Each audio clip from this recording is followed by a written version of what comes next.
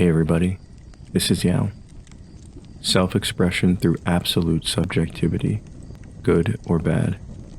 The right to feel the world and all of yourself in your own way. That is experiential poetry. This is the first of over 500 poems I'll be going over. This poem was written in 2012. I was still working in food service at a hospital. I hated my job. I had issues with management. Their hypocrisy for dealing out justice was worn on their sleeves, and they relished their ability to affirm their power through heavy-handed actions and manipulation. And I was still learning the world. I was still searching for meaning beyond the material plane and pleasure, but hopeless in my efforts, and nihilism and depression crept in. I wasn't honest about my state of mind and struggles related to existence. Existentialism. Anyone with a hearty sense of introspection will find that the simple misunderstanding or lack of understanding of our existence in this universe can be a severe source of anxiety. The infinite and unpredictable nature of life. I also didn't understand the importance of adhering to tradition. It seemed like shackles, like a good way to keep people away from progress. And I was also disillusioned with my own lack of ability as a mere human being.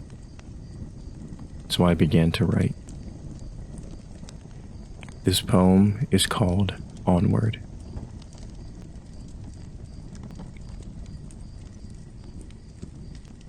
When days are short and nights are long, when sleep is lost and wakefulness is wasted, when loneliness is a curse and company is a scourge, when hope is empty and faith is a dream, when love is obsessive and possessive, when compassion is endlessly consumed by vultures, when humanity returns to a lower state of angst, when the mind has become a thing of the past and the body has been sold to the highest bidder, when the world becomes so familiar that we forget our own fortunes, when creativity and self-expression are associated with underlying pathologies, when aspirations of being more than we are have been replaced by impulses that take us from thing to thing, when pushing the limits of the body and the mind have been demonized and minimized, when we no longer dream of a God and we no longer wish to be in its likeness, that is when our eyes must open. That is when a great need will come forth. That is when limitations will be surpassed and ideas which shackle us will be shattered. That is when the impossible will become the natural and unfiltered possibilities will breed evolution. Our cocoons will open and the world will be as new again. One finger holds onto the cliff as we struggle to stay firmly in this world. Through letting go and immersing, rebirth can begin. Embrace the flight as life gives your final grip a gentle nudge. Onward.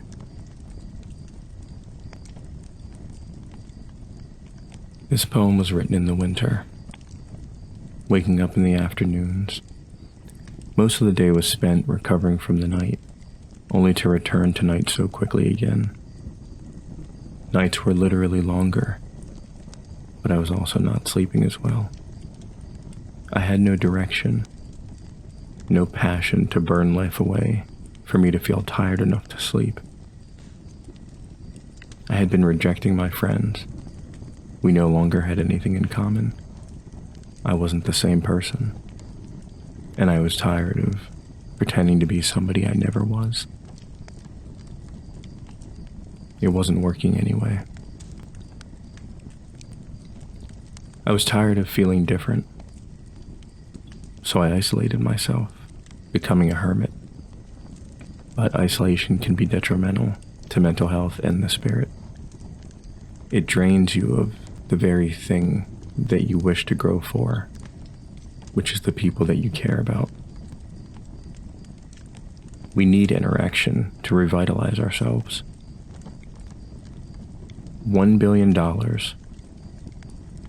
and everything you could ever want, but absolutely alone. Is it worth it?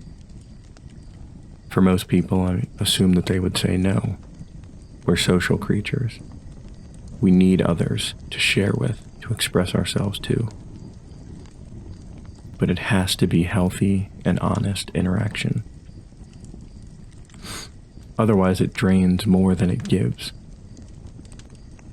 I saw no hope in the world as I got older and saw the world and those in it so disturbed. And as a former religious youth, I had used up all my faith.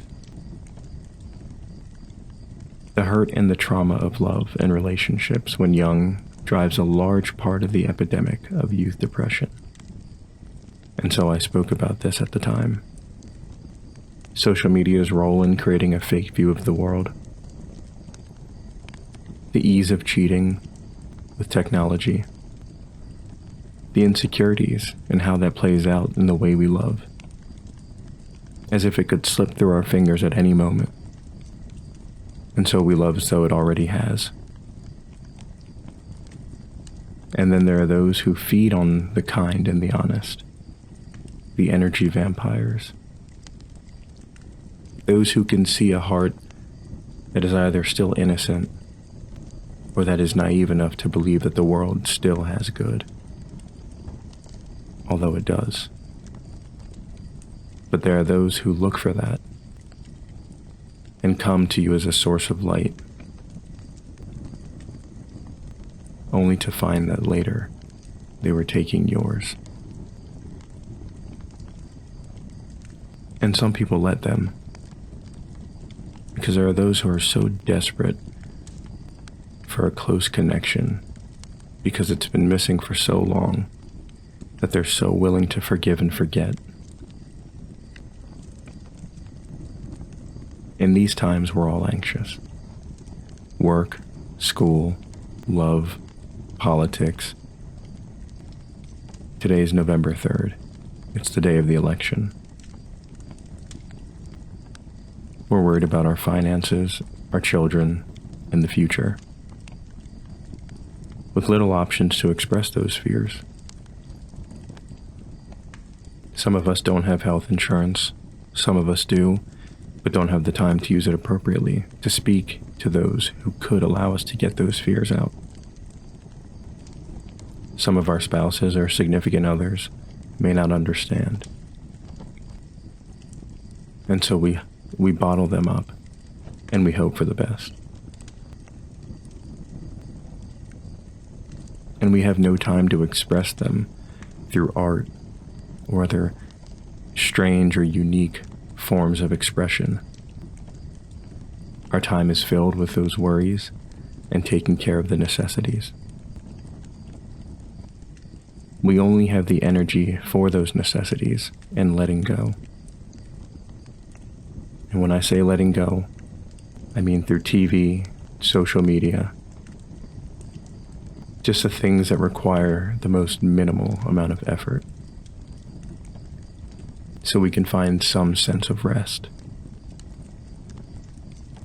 But those sources only sell us higher standards, a kind of success that requires the selling of the soul, a kind of happiness that requires a letting go of all of your uniqueness to fit into a mold that allows you to be part of a whole.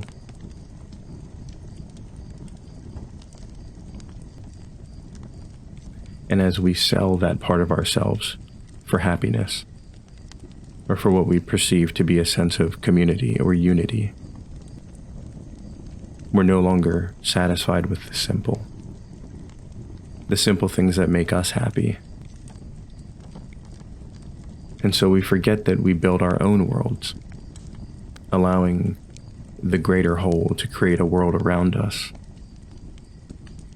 And that world is filled with excitement, and it doesn't come from us. And so it leads to a place that in the end may not be as happy as we wished it to be. We forget that that excitement and expression has to come from ourselves. It doesn't happen on its own.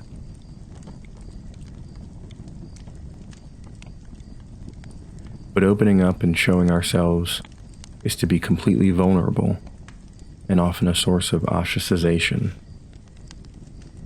And to build a resilience to that is difficult. Your uniqueness may be pathological to the average person. We no longer seek to dream for ourselves.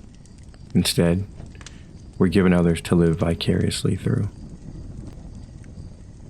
They shape and mold the context in which we live, and so, from thing to thing we go, and with so little of ourselves along the way. To such, the mind and body is seen as new age and fashionable, not as obvious staples of a healthy life and mind. Some even see it as dangerous, as a religious aspect, or delving into some dark occult practice.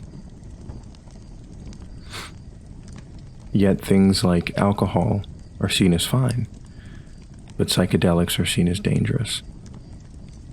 It's almost as if the opening of the mind and finding your true expression is deemed taboo. A flexible man is seen as feminine,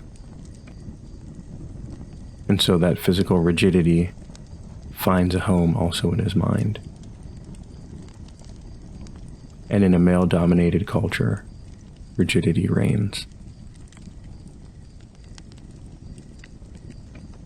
When God is just a source of redemption, we stop striving to become greater than we are, and we accept our place and only hope for forgiveness for our failings, rather than to better ourselves. We should be personally reaching for the highest and greatest state we can conceive of and achieve.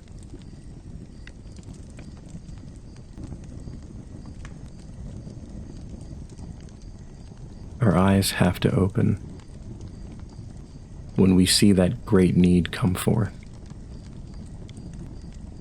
And I believe most people in this time, for a number of different reasons, feel a great need coming forth. That's when we can break free from our mental and physical stagnation and seek a truer life. Our current selves will begin to feel like shackles as we see the universe of ideas collapsed around us. We'll find we were more capable and larger than we ever imagined.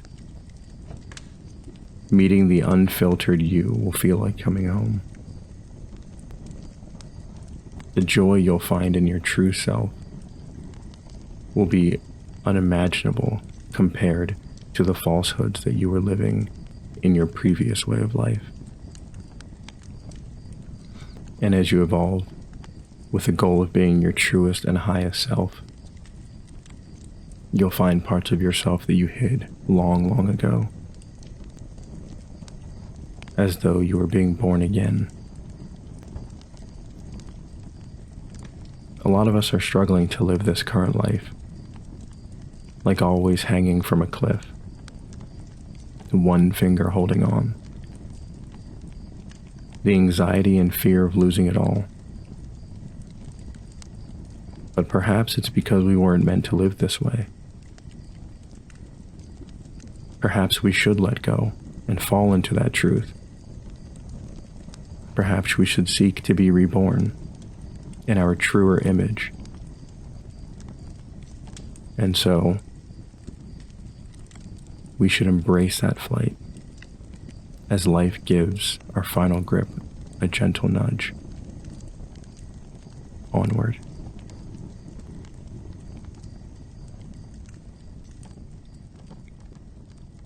Thanks for watching the video.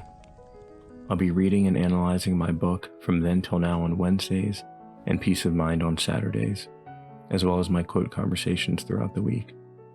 If you enjoyed the video, don't be afraid to like and subscribe so you can visit my channel each time I provide more content, and engage in the comments so you can share your thoughts with me. Have a good day.